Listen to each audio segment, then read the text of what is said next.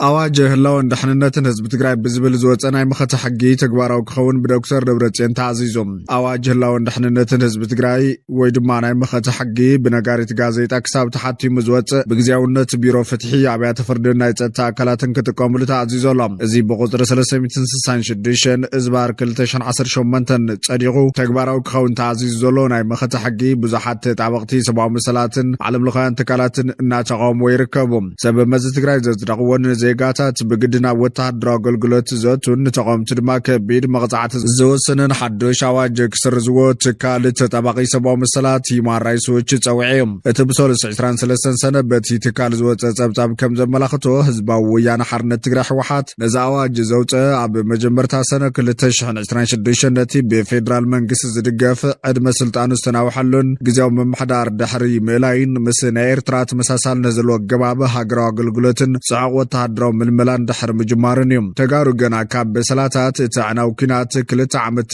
ኣይሓወይን ዘለው ክትብል ዝገለጸት ኣብ ትካል ሂውማን ራይትስ ዎች ምክትል ዳይሬክተር ኣፍሪካ ዝኾነት ላትሻ ባደር ስብስልጣን ትኽልል ነቲ ዘሎ ፖለቲካዊ ውጥረት ንምፍታሕ ንሲቪላውያን ብግድና ወተሃደራዊ አገልግሎት ብምእታውን ነዚ ተግባር ንዝነቕፉ ብምቕጻዕን ክኸውን የብሉን ኢላ እቲ ዝነበረ ግዜያዊ መምሕዳር ፍሪሱ ስልጣን ተኽልል ብሓይሊ ዝመንዝዕ ሕወሓት ዝመርሖ ቤት ምኽርን መንግስትን ትግራይ ነዚ ንድፈ አዋጅ ወተሃደራዊ ክተትን ጻውዒትን ዘጽረቐሉ ምኽንያት ኣብ ልዕሊ ትኽልል ዘንጸላሉ ዘሎ ጸጥታዊ ስጋት ንምምካት ከም ዝኾነ ይዝገልጽ ሕወሓት ነቲ ግዜያዊ መምሕዳር ብ5 ጉንበት 2026 ካብ ስልጣን ድሕሪ ምእላዩ ፌደራላዊ መንግስቲ በጀት ትኽልልን መሓያ ሰራሕተኛታት መንግስትን ብምኽላእ ከምኡውን ዕድመ ስልጣን እቲ ግዜያዊ መምሕዳርን ፕሬዚዳንቱን በይናዊ ብዝኾነ መንገዲ ብምንዋሕ ንሓድሽ ዕጥቃዊ ግጭት ይለዓዓል ኣሎ ክብል ክኸስስ ጸኒሑ እዮም በዚ ምኽንያት እቲ ኣዋጅ ድሕነት ክልል ትግራይን ህዝብን ንምሕላው ጥዕንኦምን ዕድሚኦምን ዝፈቕደሎም ዜጋታት ግዴቶም ክዋፁ ዝዓለመ ምዃኑን እዚ ድማ ናይ ህላው ጉዳይ ምዃኑን ብወገን ትግራይ ዝወሃብ መርትዕ እዩ እዚ ኣዋጅ መኸተነቲ ናይ ፈትሒ መሓውር እዙይ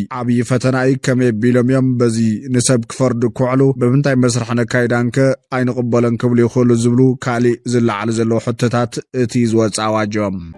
مسرح مسرت هاجر منجس إيرترا بعلن إثيوبيا بمدة 5 سنة يركب لاي تجيتاچو ردا تزاريبوم مسرح مسرت هاجر منجس إيرترا إثيوبيا بمدة 5 بمفراسن سنة مخانو ناي قدماي ሚኒስትር አማኻሪ ሚኒስትር ጉዳያት ምብራቅ አፍሪካ አይተገይታቸው ረዳ ገሊጾም አይተገይታቸው ረዳ ነዝበለ ኮሌጅ ሃገራዊ ምክልኻል ኢትዮጵያ ኣብ ዘዳሎ ዓመታዊ ኮንፈረንስ ሃገራዊ ጸጥታ ኣብ ዘስማዕ መደረ እዚ በሚስጥር ዝተሓዘ ዘይኮነ ኣብ ዳባይ ዝፍለጥ ምዃኑ በምጥቃስ ንኤርትራና በመንቀሳቀስ ናጽነት ዘተው ሓይልታት ንኢትዮጵያ ከዳኸም ዝደሊ ሓይልታት ምዃኑ መዘኻኺሮም ምርግጋጽ ህላው ሃገርነት ኤርትራ ኩሉ ግዜ ምስቲ ንኢትዮጵያ ናይ ምድኻም ሒሳብ ወይ ድማ ስልሒት ተታሒዙ ዝመጸ ምዃኑ ልዒሎም መንግስቲ ኤርትራ ውሽጢ ኢትዮጵያ ዘለው በተንት ሓይልታት ብምውዳብ ኣብ ኢትዮጵያ ምንም ዓይነት ምርግጋእ ከይህሉ ብምስራሕ ኣብ ልዕሊ ኢትዮጵያ ስጋት ጸጥታ ከስፍን ከም ጸንሐ ብተግባር ከም ዝተራእየ ገሊጾም ስለዚ ኢትዮጵያ ኣብ ውሽጢ ሃገር ኣብ ዘለው ሃጓፋት ወይ ድማ ጉድለታት ተትኩሮም ክሰርሑ ከም ዝግባእ ኣገንዚብሎም እዚ ከም ዘሎ ኮይኑ ኣብ ኢትዮጵያ ታሲሮም ጸንሑ ክልተ ኣባላት ብርጌድ ናሓመድ ብዋሕስ ተፈቲሖም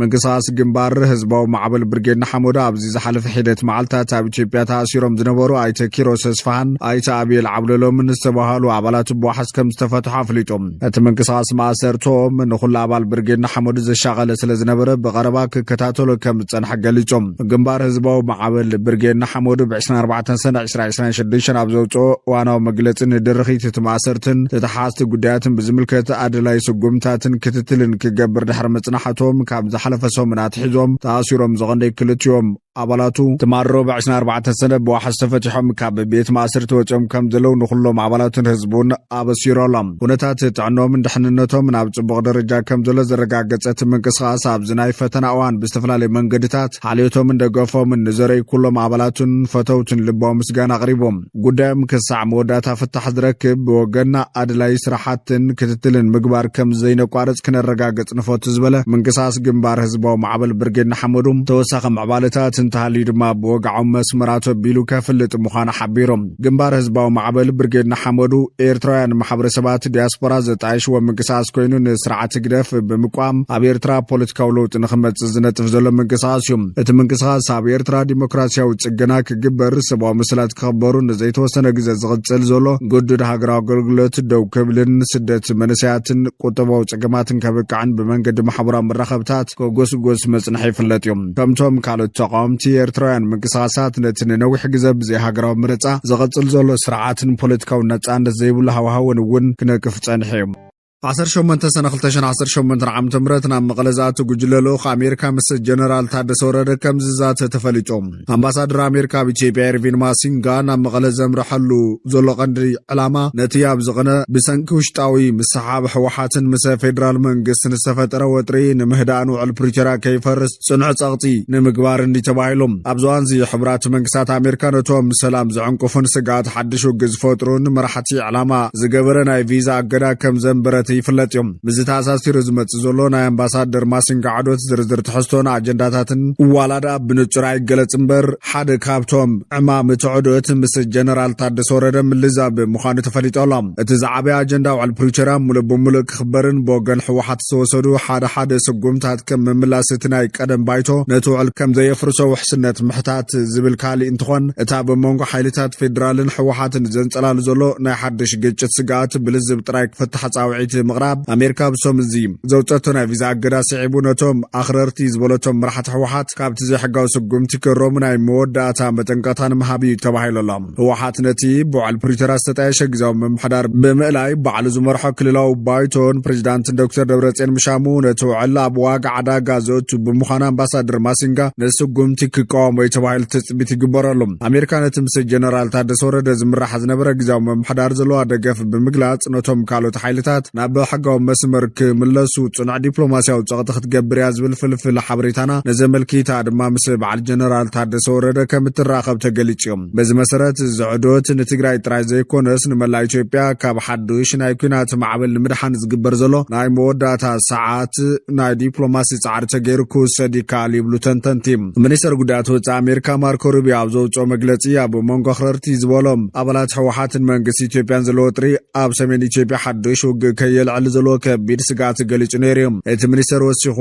ኣብዚ ዓመት ኣብ መንጎ ሓይልታት ጸጥታ ትግራይን ሰራዊት ምክልኻል ኢትዮጵያን ዝተኻየደ ቀጥታዊ ወተሃደራዊ ግጭት ድሕሪ 600,000 ህይወት ዝጠፈሉ ናይ 2020 ክሳብ 2022 ዝተኻየደ ውግእ ዝተራየ ቀዳማይ ሓደገኛ ግጭት ምዃኑ ብምግላጽ እቲ እገዳ ቪዛ ነቶም ኣብቲ ዞባ ዝካየድ ዘሎ ናይ ሰላም ጉዕዞ ዝዕንቅጹ ሰበስልጣን ዝምልከት ምዃኑ ነጺሩ ነይሩ ሕወሓት ነቲ ዝተነበረሉ እገዳ ከም ዝተቃወሞ ብምግላጽ ነቲ ኣብዚ ቀረባ ግዜ ዝተነበረ ናይ ቪዛ እገዳ ብኸቢድ ንሰገሉ እዚ ስጉምቲ እዚ ኣብ ጎደሎን ዘይሚዛናውን ገምጋም ኩነታት ዝተመስረተ ኮይኑ መንግስቲ ፌደራል ኢትዮጵያ ብትሕቲ ስምምዕ ፕሪቶሪያ ዘሎ ግዴታታት ንምትግባር ብቐጻሊ ዘርአዮ ፍሽለት ዕሽሽ ብምባል ኩሉ ሓላፍነት ኣብ ልዕሊ ሕወሓት ጥራይ ዘንበረ ክብል ነቒፉ እዩ ሕወሓት ነቲ ሓደ ወገን ጥራይ ተሓታቲ ዝገብር ስጉምቲ ዝበሎ እገዳ ኣሜሪካ መልኪቱ ንሓደ ፈራሚ ጥራይ ተሓታቲ ብምግባር ናይ ተኻሊእ ወገን ተግባራት ዕሽሽ ምባል ኣብቲ ጉዕዞ ሰላም ዘሎ ምትእምማን ዝሃስዩ ዘላቒ ሰላም ንምምጻእ ብዘይኣድልዎ ብመጽናዕትን ንኹሎም ወገናት ብማዕረ ተሓታቲ ብምግባርን ጥራይ እዩ ዝረጋገጽ ክብለ ተሓሳሲቡ እዩ ሕወሓት ኣብ መወዳእታ ነቲ ስምምዕ ፕሪቶሪያ ንምትግባር ዘለዎ ተወፋይነት ብምግላጽ ኣሜሪካ ብልዕሊ መንግስቲ ኢትዮጵያ ጸቕጢ ብምግባር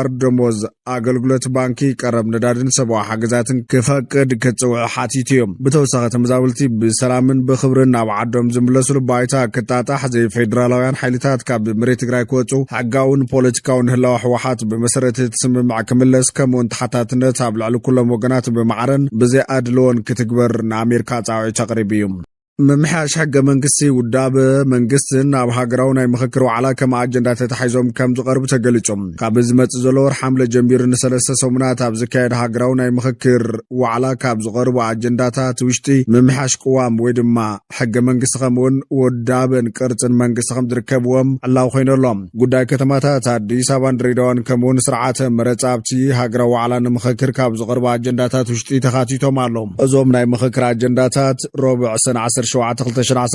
ዓመተ ምህረት ምሸት ዓላዊ ዝገበረ ናይ ኢትዮጵያ ሃገራዊ ምክክር ኮሚሽን እዩ ኣብ ከተማ አዲስ አበባ ዝርከብ አዳራሽ መዘከርታ ዓድዋ ካብ ዝተኻየደ መደብ መደረ ዝገበረ ናይቲ ኮሚሽን ዋና ኮሚሽነር ፕሮፌሰር መስፍነርያ እዞም አጀንዳታት ልዕሊ 200,000 ሰባት ዝራሪብና ዝኣከብናዮም ኢና ኢሎም እቶም አጀንዳታት ውሕስነ ዘለዎ ህዝባዊ ማእኸል ብዘረጋግጽ መንገዲ ካብ ህዝብን ትካላትን ዝተኣከቡ ምዃኖም ዋና ኮሚሽነር ኣብ መደረ መላኺቶሎም ሃገራዊ ምክክር ኮሚሽን መጽናዕቲ ጥናዓታትን ምርምራትን እውን ከም ናይ ኣጀንዳ እታወታት ወይ ድማ ግብኣት ከም ዝተጠቐመሉ ፕሮፌሰር መስፍን ብተወሳኺ ገሊጾም እቲ ሃገራዊ ምክክር ኮሚሽን 8 ኣጀንዳታት ዝሓረየሉ ምክንያት ደቂቕን መሰረታውን ምዃኖምን ሃገራዊ ረብሓኦምን ኣብ ግምት ብምእታው ምዃኑ ዋና ኮሚሽነር ፕሮፌሰር መስፍን ኣርኣያ ዛሪቦም ኣብ ውሽጢ እቶም 8 ኣጀንዳታት ካብ ዝተኻተቱ ጉዳያት ውሽጢ ጉዳያት ሃይማኖት ህንፀት ሃገር ህንፀት ትካላት ልዕልና ሕግን ዓቀባ ሰብኣዊ ምስላትን ይርከብዎም ጉዳይ ማሕበራውን ኢኮኖሚያውን ከምውን ጉዳይ ሓረስቶትን ኣርባሓትን ብልሽውናን ሰናይ ምሕደራን ከምውን ጉዳያት ህንፀት ሰላምቶም ካልኦት ናይ ምክክር ኣጀንዳታት እዮም እዚ ዋና ኣጀንዳ ምስ ርእሰ ውሳነ ወይ ድማ በዓላዊ ዕድል በዓልኻ ምውሳን ዝተኣሳሰሩ ቅዋማዊ ወይ ድማ ሕገ መንግስታዊ ጉዳያት እውን ሒዘሎም ንብሄራትን ብሄር ብሄረሰባትን ክሳብ ምግንፃል መሰል ዝሃበ ናይቲ ሕገ መንግስቲ ዓንቀጽ 39 ንኡስ ዓንቀጽ 1 ጉዳይ እቲ ምክክር ኮይኑ ተኻቲቱ ዘሎ ኣብ ትሕቲ እዚ ዋና ኣጀንዳ ተባሂሉሎም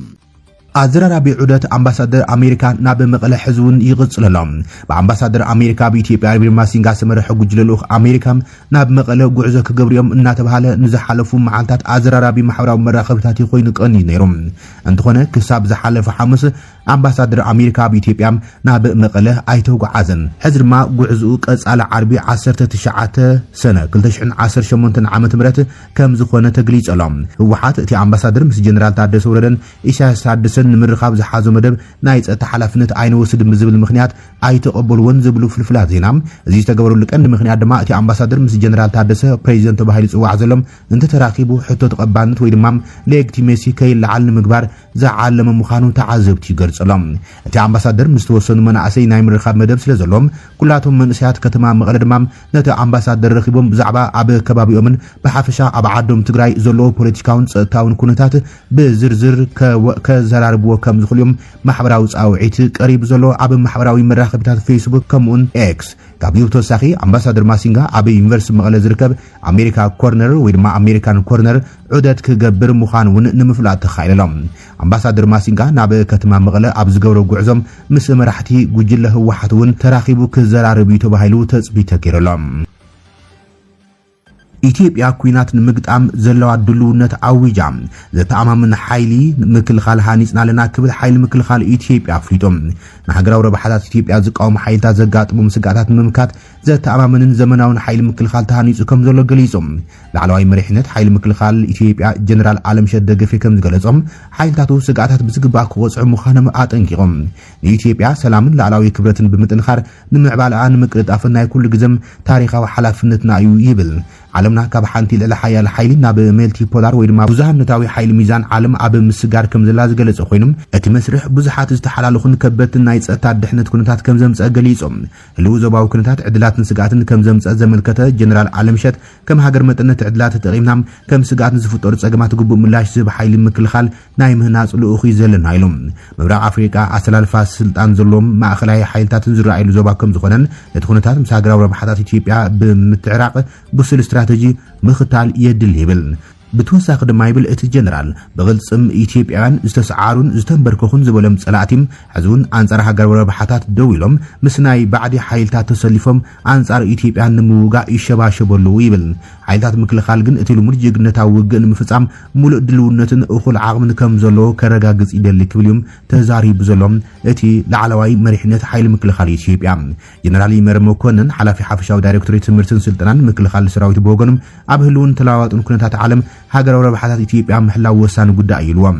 ሃገራዊ ድሕነት ኢትዮጵያ ምስ ሓበራዊ ሰላም ተጠቃምነትን ድሕነትን ቀረና ኣፍሪቃ ብቀረባ ዝተኣሳሰረ ከም ዝኾነም ከምኡን ላዕላውነትን ሓድነትን ኢትዮጵያ ንዓቀብካ ሃገራዊ ረብሓታት ንምርጋጽ بحبار مسرح عدلا يكبل قليل الله عبد أخيبا أما خارج قدما مصر عبر قدات مرة أفريقيا عتو جيتا شوردا ترخيب دمام عزر عربي ملأختها تحليف لام عتو جيتا شوردا عبزها برئتهم كيد مسرة هاجر من قصي إرساح بعلون إثيوبيا عب مدخام اسم مسرة إنيرو الكبل تزاري بلام مصر أما خارج قدما مصر قدات مرة أفريقيا قدما مصر أبي أحمد زخون عتو جيتا شوردا مسرح مسرة هاجر من قصي إرسام إثيوبيا عب مدخام مفراسن اسم مسرة إنيرو الكبل نقيفوام عتو جيتا شو أزيز بلام بكل هاجراو مكلخال إثيوبيا سدالو عامتاو غوباي هاجراو دحنت أب زقربهم كونفرنسيوم أزي بمستر استحابة غوداي زيكونس بغلص زفلط حق مخانو زتقس آتو جيتاچوم የኤርትራ ናብ ቃልስና ጽንዘቱ ሓይልታት ኢትዮጵያ ከዳኽሙ ዝደልዩ ሓይልታት ከም ዝነበሩ ኣዘኻኺረሎም ህልውና ሃገርነት ኤርትራ ክረጋገጽ ዝተገበረ ጻዕሪም ኩሉ ግዜ ምስ ስልሒት ምድኻም ኢትዮጵያ ተተሓይዙ ከም ዝመጸ አልዒሎም መንግስቲ ኤርትራ ኣብ ውሽጢ ኢትዮጵያ ዘሎ እኩይ ዕላማ ዘሎም ሓይታት ብምውዳብ ኣብታ ሃገር ምንም ዓይነት ምርግጋዕ ከይህሉ ብምስራሕ ኣብ ልዕሊ ኢትዮጵያ ናይ ድሕነት ስጋት ክፈጥር ከም ጸንሐም ብተግባር ተራእዩ ክብል ይገሊጹ ዘሎ አቶ ጌታቸው ረዳ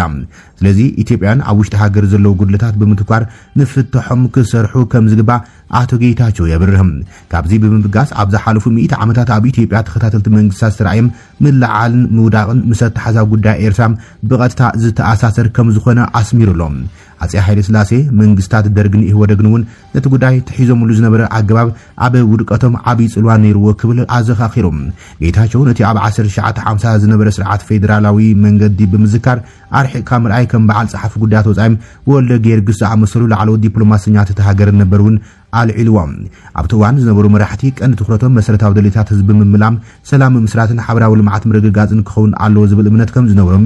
አብሪሆም ይኹን እምበር ይብል ጌታቸው እዚ አገባብ ባህዋሪ ውሳኔታት ካብ ሙሳን ርክብ ህዝቢ ምስ ህዝብን ምጥንኻር ነባር ፍታሕን ምምፃን ዝዓለመ ከም ዘይኮነ ይወምልኪቱም ኣብ ዝህልው ኩነታት ስትራቴጂካዊ ስሌት ቀጻሊ ህላዊ ኤርትራ ከም ሃገር ምስ ሓፈሻዊ ኩነታት ህላውን ጸጥታን ኢትዮጵያ ዝተኣሳሰር ከም ዝኾነም ኣዘራራቢ ርእይቶ ኣቕሪቦሎም አቶ ጌታቸው ረዳም መንግስት سعود عرب أب زبا أسير نحمشت تجارو رشينم መንግስት سعود عرب بزور حشيش زخصصهم حمشت تجارو خمس رشنا فليتم منستر وشتاو قداس سعود عرب بخص زور حشيش جبنياتات كوينم رخيو يوم زوالهم حمشت تجارو أو زوا أسير مصعت موت كم زفت سمالهم إلا وغيرهم كم مجلس المنستر تم مصعت موت زفت سمالهم حمشت والكسبات أصفح عقوس نجوس كورام أرجعو لما لجس حيلو جبر مريم دستام ملس جبر مدن جبر والدن كورام تسفاي جدي ملس ተውሃልዮም ኣብ ኢትዮጵያ ተኣሲሮም ጸንሑ ክልተ ኣባላት ብርጌድና ሓመዱ ቦሓስ ከም ዝተፈትሑ ተፈሊጡ ኣብቶም ዝሓለፉ ሂደት መዓልታት ኣብ ኢትዮጵያ ተኣሲሮም ዝነበሩ አርቲስት ኪሮስ ኣስፋሃን አቤል ኣብሎሎንም ዝተባሃሉ ኣባላት ብርጌድና ሓመዱ ቦሓስ ከም ዝተፈትሑ እቲ ግንባር ኣፍሊጡ ማእሰርቲቶም ኤርትራውያን ንኹሉ ኣባል ብርጌድና ሓመዱ ዘሻቃለል ስለ ዝነበረ በቀረባ ክከታተሉ ከም ጸንሐ ዝገለጸ ውዳበ ብርጌድና ሓመዱ ትማለብ ዘውፅኦ መግለጺ ንድርኺት እቲ ማእሰርትን ተታሓዝቲ ጉዳያትን ብዝምልከት ኣድላይ ስጉምትታትን ክትትልን ክገብር ድሕሪ ምጽናሕ እቶም ካብ ዝሓለፈ ሰሞናት ሒዞም ተኣሲሮም ዝቆነኑ ክልተ ኣባላቱም ትማሊ ረቡዕ 17 ሰነ ብወሓስ ተፈትሖም ካብ ቤት ማእሰርቲ ወጽኦም ከም ዘሎ ዕላው ገይሩ ጉዳዮም ክሳዕ መወዳእታ ፍትሕ ዝረክብ ኣድላይነት ስራሕትን ክትትልን ምግባር ከም ዘየቋርጽ ብምርጋጽ ተወሳኺ ምዕባለታት እንተሃልዩ ድማ ወግዓዊ መብርሂ ከም ዝህብ ኣረጋጊጹ ግንባር ህዝባዊ ማዕበል ብርጌድና ሓመዱ ኤርትራውያን ማሕበረሰባት ዲያስፖራ ዘጣየሽዎ ምንቅስቃስ ኮይኑ ንስርዓት ህግደፍ ብምቋም ኣብ ኤርትራ ብብረታዊ ቃልሲ ፖለቲካዊ ለውጢ ንኸምጽእ ኣብ ኢትዮጵያ ቤት ጽሕፈት ከፊቱ ዝነጥፍ ዘሎ ምንቅስቃስ እቲ ምንቅስቃስ ኣብ ኤርትራ ዲሞክራሲያዊ ለውጢ ክግበር ሰብኣዊ መሰላት ክኽበሩ ንዘይተወሰነ ግዜ ዝቕጽል ዘሎ ግዱድ ሃገራዊ ግልጋሎት ደው ክብልን ስደት መናእሰይን ቁጠባዊ ጸገማት ከብቅዕን ብመንገዲ ማሕበራዊ መራኸብታት ክጉስጉስ ምጽንሑ ይፍለጥ ነቲ ንነዊሕ ግዜ ብዘይ ሃገራዊ መረፃ ዝቕጽል ዘሎ ስርዓትን ፖለቲካዊ ነጻነት ዘይብሉ ሃዋህውን ኤርትራ እውን ክነቅፍ ጸኒሑ እዩ ካብ ዝሓለፈ ዓመት ጀሚሩ ድማ ብስርዓት ብልጽግና ደገፍና ተገበርሉ ኤርትራውያን ብምስልጣን ንስርዓት ሻዕብያ ብብረታዊ ቃልሲ ንምእላይ ምእዋጅ ዝፍለጥ እዩ ካብቶም ኣብ ኣደባባይ መናእሰይ ናብ ዕጥቃዊ ቃልሲ ንኽጽምበሩ ዝጽውዑ ዝነበሩ ኣባላት ብርጌድና ሓመዱ ድማ ኣብዚ ሰሙን ብስርዓት ብልጽግና ተኣሲሩ ትማሊ ዝተፈትሐ አርቲስት ኪሮስ ኣስፋሃ ሓደ